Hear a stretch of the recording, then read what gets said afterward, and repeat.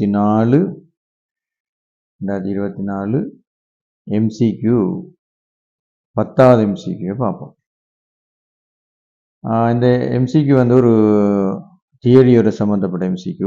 அதாவது கேட்டலிஸ்டோட தியரி தெரிஞ்சுன்னு சொன்னால் அந்த MCQ நாங்கள் செஞ்சு கொள்ளலாம். கேட்டலிஸ்ட்ன்னு சொல்றது வந்து ஊக்கின்னு சொல்லுவோம். ஊக்கி. ஆகவே இந்த ஊக்கியினுடைய ஃபங்க்ஷன் என்னன்னு தெரிஞ்சா போதும். இதுக்கு நாங்கள் விட கொடுக்கலாம். அந்த ஃபங்க்ஷன் வரையறை, அதாவது தொழிற்பாடு என்ன மாதிரி தொழிற்படுது என்று தெரிஞ்சால் போதும். இப்போ இந்த தொழிற்பாடு என்னத்துல தங்கி இருக்குதுன்றதான் முக்கியமான காரணியா இருக்கும். தொழிற்பாடு தங்கியுள்ள காரணிகள், அதாவது டிபெண்ட் பண்ணி இருக்கிற ஃபேக்டர்ஸ் தான் என்ன இந்த தொழிற்பாட்டில். அந்த முதலாவது ஃபேக்டர் சொல்றாங்க வந்து reduce the transitional energy என்றாங்க. இது என்ன transitional energy என்று சொன்னா ஏவல் சக்தி என்று சொல்லுவோம். அதாவது ஏவல் சக்தியை வந்து குறைக்கிறதான் இந்த கேட்டலிஸ்ட் முதலாவது தொழிற்பாடா இருக்குது. ரெண்டாவது வந்து தாக்கத்தினுடைய பாதையை வந்து மாற்றும், அதாவது change the reaction mechanism.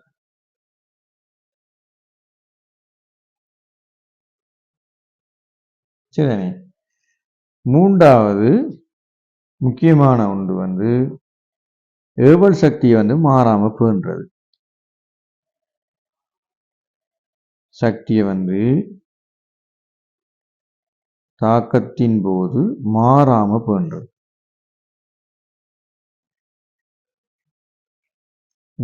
Stabilise பண்ணும், உண்மையாவே ஸ்டெபிலைஸ் பண்ணுது என்னத்தைன்னு சொன்னா டிரான்சிஷனல்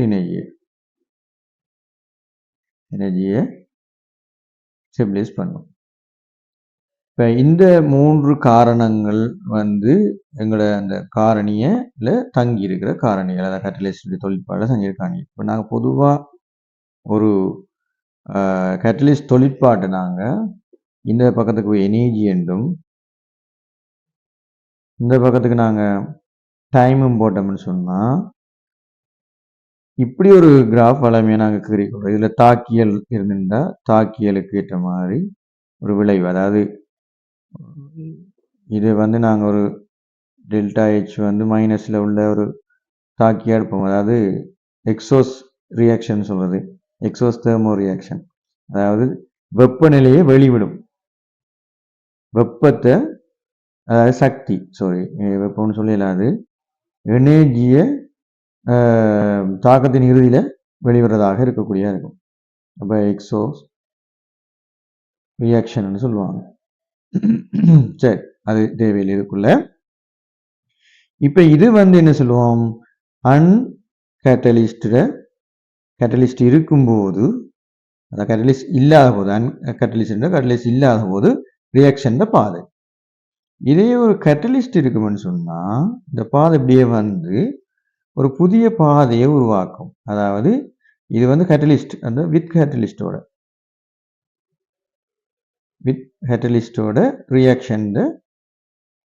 ரியாக்ஷன் பாத்வே ஒரு மெக்கானிசம் சொல்லியது உண்டு.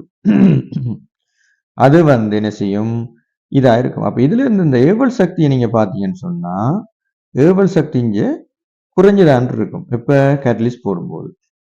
ஆனா பாதை ஒரு புதிய பாதையில தான் அந்த ரியாக்ஷன் அந்த மெக்கானிசத்தை கொண்டு போகும். ஆனா ஸ்டேபிள், அதாவது ஸ்டேபிளாகவே இருக்கும்.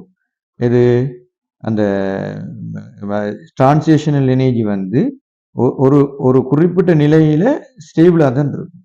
அது நம்ம கருத்துன்னு சொன்னால் அது மாறாது. அது எவ்வளவோ அந்த அளவு தான் அந்த ரியாக்ஷனுக்கு இருக்கும். அது பெரிய விடயமா தேவையில்லை இந்த பக்கத்துக்கு. இப்போ இந்த கேள்வி கேட்ட கேள்வியில முதலாவது தாக்கி மூலக்கூறுடைய உயர் சக்தி மோதுகையின் எண்ணிக்கையை அதிகரிக்க செய்வதன் மூலம். இது வந்து வெப்பநிலை மாற்றம் தான் எங்களுக்கு இதுல கூடுதலான பிளஸை காட்டும். அது வெப்பநிலை மாற்றத்தில் தான் இதுக்கு முடிவெடுக்கப்படும். இது வந்து கேட்டலிஸ்ட் செய்கிற வேலையாக இருக்காது. அப்போ முதலாவது வந்து வெப்பநிலைக்குரிய செயற்பாடாக, அப்போ கேட்டலிஸ்ட்டுக்குரிய இதாக இருக்காது. ரெண்டாவது பார்த்தோம்னா தாக்கி மூலக்கூறுடைய இயக்கப்பாடு சக்தி, அதுவும் ஒரு வெப்பநிலையோட சம்மந்தப்பட்ட, அந்த வெப்பநிலை வெப்பம் சக்தியினுடைய அளவை கூட்டுற குறைக்கிற மூலமாக வெப்பத்தினூடாக. மூன்றாவது பார்த்தோம்னா தாக்கி மூலக்கூறுடைய மோதுகளின் எண்ணிக்கையை அதிகரிப்பது மூலம், அதுவும் ஒரு வெப்பநிலையோட சம்பந்தப்பட்ட விஷயமா இருக்கும். அடுத்தது நாலாவது தாக்கியின் ஏவல் சக்தியை அதிகரிப்பது மூலம். ஏவல் சக்தியை நாங்கள் அதிகரிக்கிறது மூலம் இல்லை, இங்கே ஏவல் சக்தியை குறைக்கிறது, அதான் பிரச்சனை. இது பிள்ளை வந்ததுக்கான ஏவல் சக்தியை குறைக்கிறது. அஞ்சாவது தாக்கிக்கு ஒரு புதிய பாதையை ஏற்படுத்துவோம். அஞ்சாவது தான் விட என்ன காரணம்னா ஒரு புதிய பாதையை உருவாக்குது. இந்த புது பாதை உண்டு மெக்கானிசம் வந்து புதுசாக உருவாக்குது. அப்போ விடை வந்து எங்களுக்கு என்னவா இருக்கும்? அஞ்சாவதாக இருக்கும்.